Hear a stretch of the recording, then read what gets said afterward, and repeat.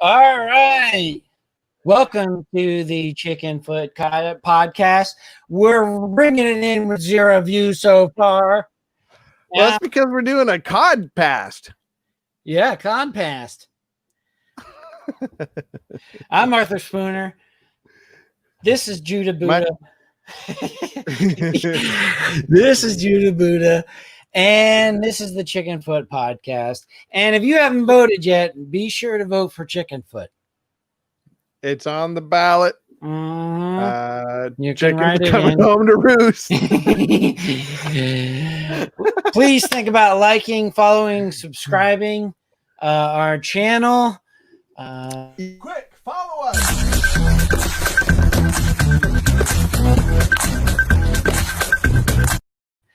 If you do, you'd be like Judah, change to a chicken and run. So, yay. All right, Judah, let's get this party started. I heard the word on the street is you got a joke. Hey, man, word travels fast on the street. Yeah. Especially. All right, I've got a joke. All right. Tell me what you think of this. Be ready, be skeptical, and be ready to grade it. All right. Well, it's a slow opening, so I'm already kind of losing interest. Oh, yeah. All right. So a man is flying a hot air balloon and realized he's lost. He reduces his height and he sees somebody down below. So he lowers the balloon further and shouts, "Hey, excuse me. Can you tell me where I am?" The man below says, "Yes, you're in a hot air balloon hovering 30 feet above this field." The guy in the balloon says, "Oh, you must be an engineer." "I am," replies the man. "How did you know?" "Well," says the balloonist, "everything you told me is technically correct, but it's no use to anyone." The man below says, "Well, you must be management." He says, the man in the balloon says, "I am, but how did you know?" "Well," says the man, "you don't know where you are or where you're going, but you expect me to be able to help. You're in the same position you were before we met, but now it's my fault." No. No. All right. I got one for you. I got one for you. Okay. Good joke. Okay. All right. So a man walks into the store and he orders a moon pie and an RC cola. Yeah. And the man says, "You're from West Virginia, aren't you?" And the man says, "Why would you think I'm from West Virginia?" He said, "If I came in here with spaghetti, you think I'm Italian?" He's like, "No." He said, "I come in here and order Swedish meatballs. You think I'm from Sweden?" He's like, No. He's like, "If I came in here and order sauerkraut, think I'm German?" Like, no. He's like, "And why do you think I'm from West Virginia?" He's like, "Because this is a hardware store." Now, in my defense, that's my dad's joke, and he's from West Virginia. That's a good one. That's a good one. So he can tell West Virginia jokes, so vicariously I can tell them too. So, nice. All right. Well, last week we were talking about how to solve all the world's problem, and we ended up figuring it all out. So we figured it all out, and if people could just tune in, they would know how to bring about world peace. And we're going to continue that topic. So, Judah, take it away. Well, really, we're talking about comedians and how much they make, getting into the business. Mm-hmm. You know, the business aspect of comedy. And I did some digging and found a list of the highest paid comedians of 2019. Give me a guess. Who do you think is the number one highest paid comedian? Who's the short African American guy who's in he was in that movie with Rock? Kevin Hart? Kevin Hart. I think Kevin Hart's number one. You're right. Yeah. Okay. Now here are the ones leading up to it. No, let me try to guess the other ones. That one All right. actually was easy because, I think the average person might not know that one, but, we follow comedy a little bit. Yeah, that's true. All right. Who do you think number 2 is? And I know that he had sold out like Madison Square Garden like 10 times or something like that. It was a surprise to me that Kevin Hart was. It was when I first heard about it. It was a surprise to me too. Yeah. The second or the top 5 got Kevin Hart. I want to say Jerry Seinfeld, but that's probably my little bias there. I want to say Ellen DeGeneres. I don't know the other ones. I'm not going to be able to guess the other ones. Kevin Hart, Jerry Seinfeld is right. And for number 2. Number 3 is Jim Gaffigan, which I was kind of surprised. Yeah. I was kind of surprised at that. Do they say how much? Yeah. Okay. Yeah. Good point. Well, let's start with number 10. Number 10 was Jeff Dunham. He's still around. The ventriloquist. I was going to say that, but I was thinking, he's done.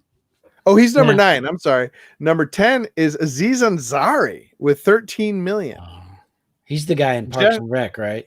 Yeah. Yeah. What's this? Treat yourself. I don't like his character in Parks and Rec. Oh, we had one view. Oh, it's gone. What? We had a view. I think just to remember everyone that Chicken Leg podcast is the church's chicken. This is Chickenfoot. So that's probably why they tuned in. They went into Chicken Leg.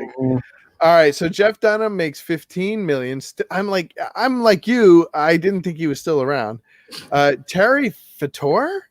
Do you know Terry Fator? No. Terry Fatter? 17 million for this guy. He is fatter. Terry Fator, Fator. I gotta look this guy. We gotta talk about this guy on one of our episodes because I have no idea who he is. He's top 8 comedian, making $17 million. Amy Schumer with 21. Okay, she's number 7. Gabriel Iglesias still pulling down the Bucks, man. 22 million. Sebastian Maniscalco. Do you know who that is? Maniscalco. We got to check this guy out. He's making $26 million. He's number 5 on the top 10. Trevor Noah. I guess they consider him. I guess. Well, he does do stand up. Okay, well, he's making 28 million. I guess he's got that double gig going on. Yeah. And then Jim Gaffigan making 30 million. Jerry Seinfeld still making 41 million. Kevin Hart making 59 million. And this money straight from stand up, or is this all their? Yeah. Okay. Stand up only. Yeah. Then I should have took Ellen DeGeneres out. I was thinking her show. Oh yeah. But this is strictly from. So it does mention Ellen. Says new to the list is Trevor Noah, who comes in at number 4 with 28 million. Television hosts usually appear on a separate Forbes list. Ellen DeGeneres, who trounced Hart and Seinfeld this year with $80 million. Wow. But unlike Ellen, Noah earned the bulk of his income through stand-up. Yeah. So he's doing that moonlighting job. That's how he gets started. Yeah. But so that's fascinating. Like, even if you don't turn it into, we really have to look up who Sebastian Maniscalco. If Maniscalco. If you guys know. Wait, I think I know who that is. So Sebastian Maniscalco? Yeah. So I think, what happened, like a little bit of the story is, so he was kind of poor, and some guy who was richer liked his girlfriend. So he trumped up charges and had this guy sent to prison. And then he went to prison for a long time. And he ended up, digging out. And then he found this huge thing of gold. And so he came back That's the Count of Monte Cristo. Oh, all right. I thought, I'm confused. I'm sorry. That reminds me of a story. Story time. All right. We'll throw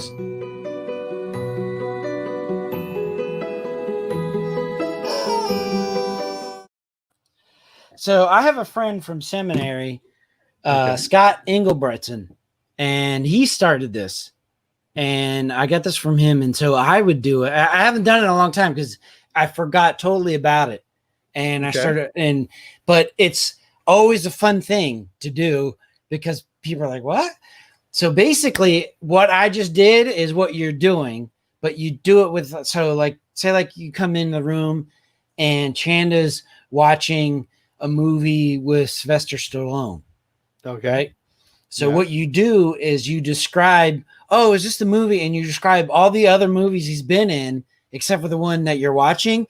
So say like it's Sylvester Stallone in Cobra, where he's like a police officer, a detective. And you're like, oh, is this the one where like he's a boxer and then he beats up the Russian, but then the police chase him. And so he's in the woods and he's like killing police and stuff. So you're like naming Rocky and Rambo and you're doing all these other things. So like Arnold Schwarzenegger, you like gets Predators on and you're like, oh, is this the one where like he's with Danny DeVito and they're like twins and then they reconnect when they're older, and then it turns out he's a robot underneath. So how did he start this? I don't know how he started it. But once he told me, I was doing it all the time, and it's funny because people like it's a popular movie that you're watching. Yeah. You know what I mean? And then you're naming all these other, and they're just like, "What are you doing?" Like sort of like you, where the look on your face, you finally realize what I'm talking about. You're like, "No, what are you doing?" But you got to be all straight faced about it, so they really think you're confused. That's good. I like that. Yeah, that's a funny one. What was your name that? What was the name of your friend again? Scott Engelbretson. We got to call that the Engelbretson. Yeah, the Engelbretson. What, you're Engelbretson me. The other thing he and I did once isn't it daylight savings tonight? Oh, is it tonight? No, no. I don't know. Next week, maybe. And so we were talking when it was in the spring, because you spring up and you lose an hour of sleep. Spring forward. Spring forward. And he and I were talking. We were like, man, they rip us off of an hour of sleep. It's such a rip off. I hate it. And he's like, I know. He's like, you know what we should do? Stick it to the man and stay up all night long. And so they can't take our hour of sleep. And I was like, yeah, let's do that. So we got like some movies and we got to go, some fast food, and we're staying up. Well, we start getting tired. And then it went from sticking it to the man to who's the weak one. So he's like, dude, you're falling asleep. I was like, no, I'm not falling asleep. So we're just like staring at each other. So he ends up falling asleep. And we had the flip phones back then. And I took a photo from this like small screen, of him sleeping. And then I went to bed. And in the morning, I showed it to him. And he's like, what? And he deleted it off my phone. But I caught him. And it went from sticking it to the man to us trying to see who's weak. Who's weak? Who falls asleep first? That's funny. Did I ever tell you about the story where this is not really a funny story per se, but where David Tackett, the infamous David Tackett, gifted me time? Mm-mm. No. Well, it was like our last semester of graduate school. We were staying up all night finishing like our final papers, right? Mm-hmm. And we were like taking turns sleeping. And he's like, okay, you go first. And I was like, all right. Just getting like half an hour of sleep. Well, I wake up and I'm like, oh man, he wakes me up. I'm like, okay, let's go. And I finish my paper.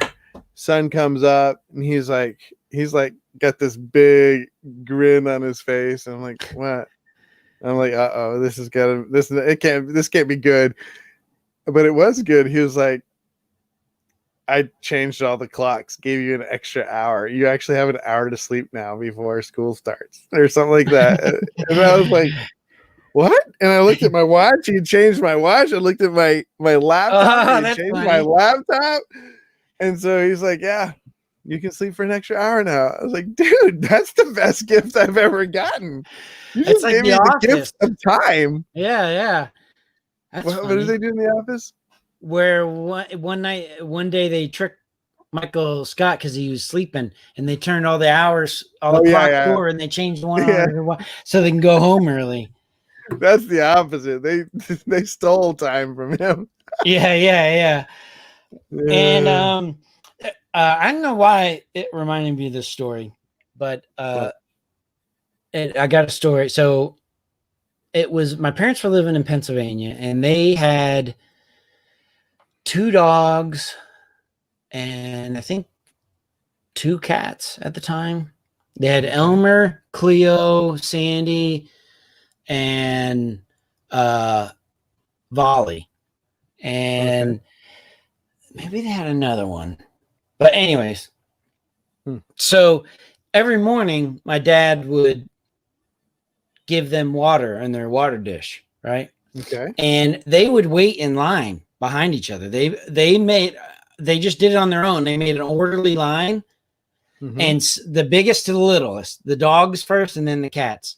So Sandy was the biggest, and Sandy, she was a medium-sized dog, and she would basically drink the whole thing. So my dad had to refill it when she was done, you know? Okay. And then Volley, and then they would all just wait in line patiently. Instead of all trying to do it at once, they would just wait in line. And as one was done, they just move up, right? Well, Cleo had been getting really old. And so my dad one morning saw Cleo was just kind of really moving slow, and she was really old and sore.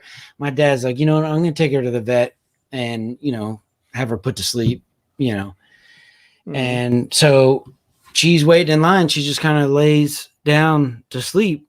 And then she passes away, like right there. That same day my dad decided. So obviously my mom was upset, you know. And so my brother tells my nephews, and they were like 5 and 8 at the time or something.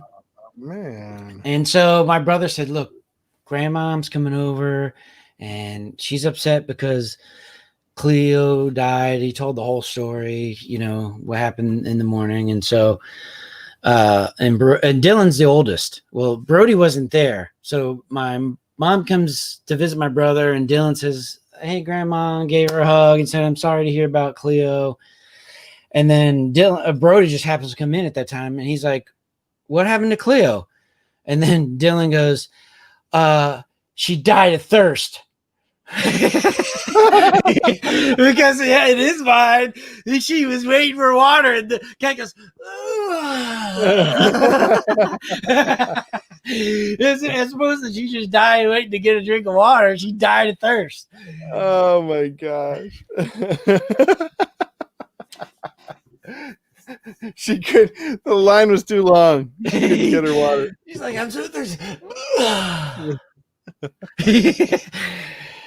So, all right. Well, we talked a little bit about making it as a comedian. We told some stories. What do you have any information on, like, how do you become a comedian? Well, I looked it up, and you just got to be born into it. So, all right. Well, that wraps it up for us. So, thanks for tuning in. Just kidding. Yeah. Wow, we lost our no voters. Oh man. All our 0 viewers are gone. Yeah. So really, how do you get into it? Well, it doesn't help that, you know, our main demographic are narcolepsy people. Our main demographic are Amish.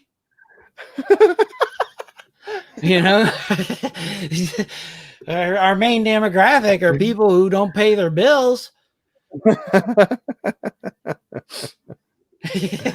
All right, your turn. What's our main demographic?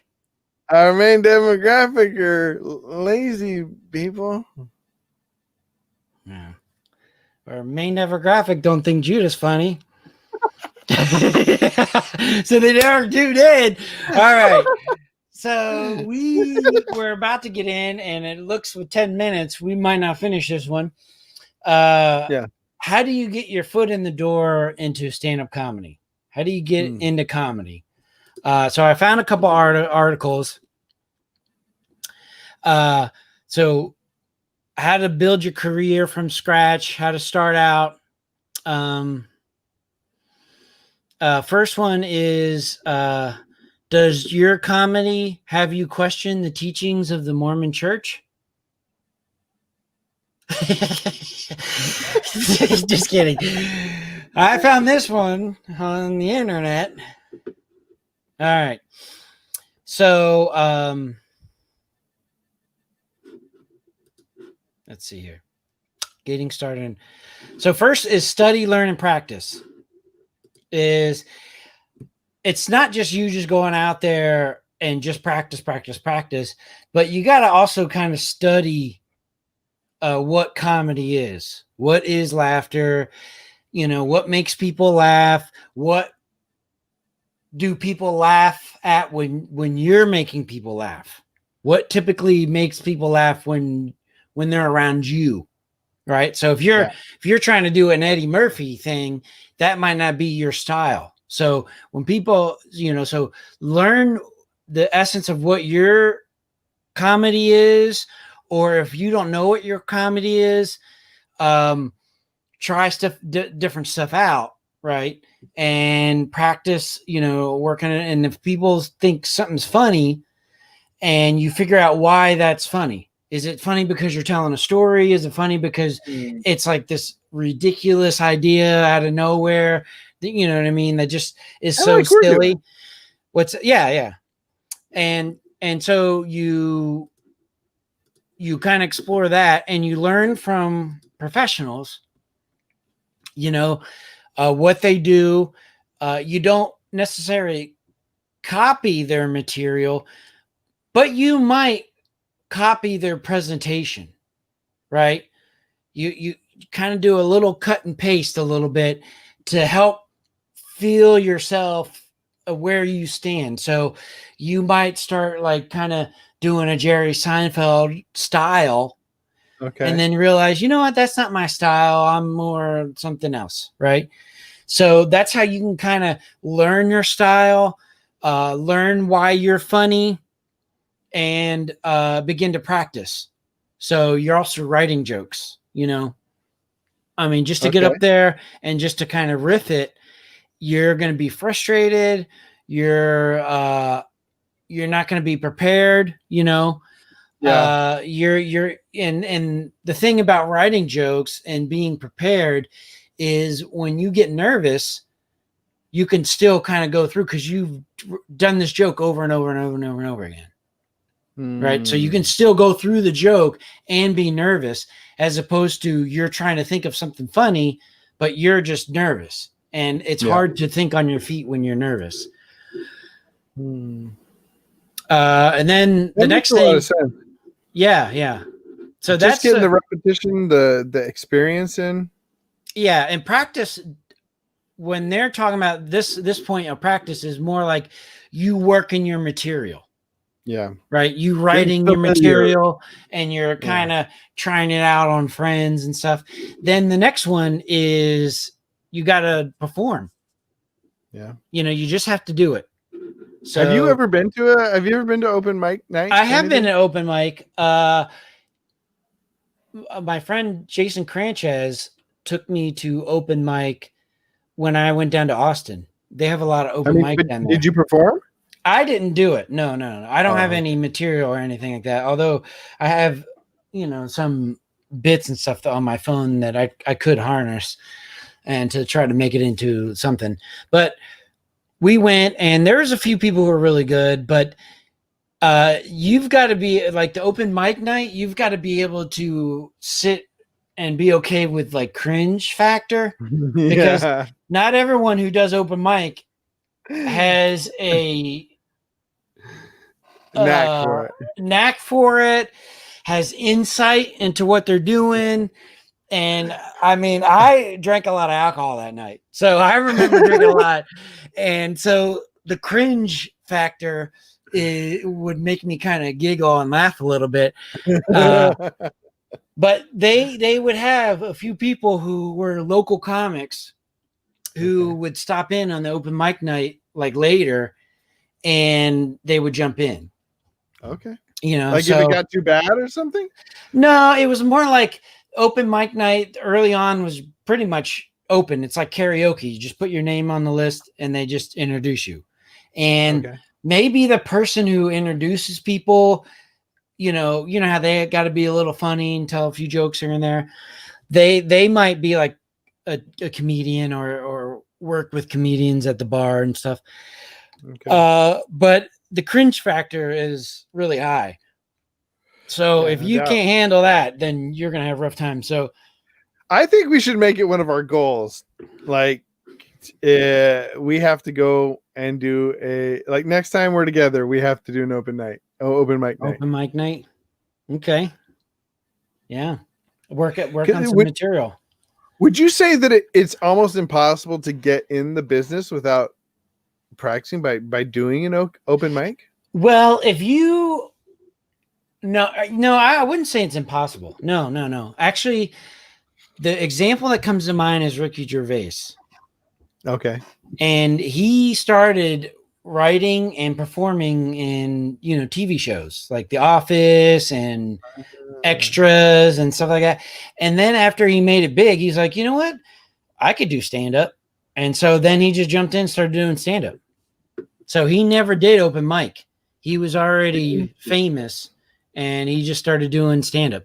So you don't necessarily have to do open mic, but anyone could tell you though that story is like a Babe Ruth story. You know what I mean? Well, and he was already famous. It's like he could have just went on to make lots of money as a producer. Yeah. I mean, that's like one of those people who just already has a talent or right place at the right time. I remember seeing an interview with Steve Martin. Okay. And somebody asked him if he was a comic coming up today, would he be able to make it big? And he said no. He said, my comedy was very niche and it was unique, and it was in the 70s, and it was right on the beginning of where stand-up comedy had a huge explosion. And so, stand-up comedy was still kind of feeling it out, and he was just very unique and very, he had his special style, and there was nobody like him at the time. Stand-up comedy, there wasn't a lot of people doing it in the 70s and so he was able to get big. He was really physical. He had props. Mm-hmm. Yeah, he was one of the first. Music, he did a lot of stuff. It was more performing humorous stuff than anything else. And actually, if you see his clip he was on the Muppets once. Oh yeah. When it was originally on TV, and there was something that happened on the set where there was a power outage, so they couldn't film. So like all the lights and stuff, there's something happened. I think there was a storm or something, and so they were like, he was like, you know what? Let me just do some of my stand-up anyways. So some of the staff just in there still with puppeteers, and just like 4 or 5 puppets in the audience, and he's doing his stand-up, and they're laughing and stuff, and they're really laughing. Right? And he's doing balloons, like he's doing like the balloons and stuff, like balloon animals, you know. And so he's like, I like to, when I blow up my balloons, I like to like say words in them. And he goes, and then he blows it out. Like, hey, everybody, how you doing? And so it's really hilarious. And he's making balloon animals out of deflated balloons. So he's like, yeah, it's a giraffe. Dude, that really reminds me of have you heard of the comedian what's his name?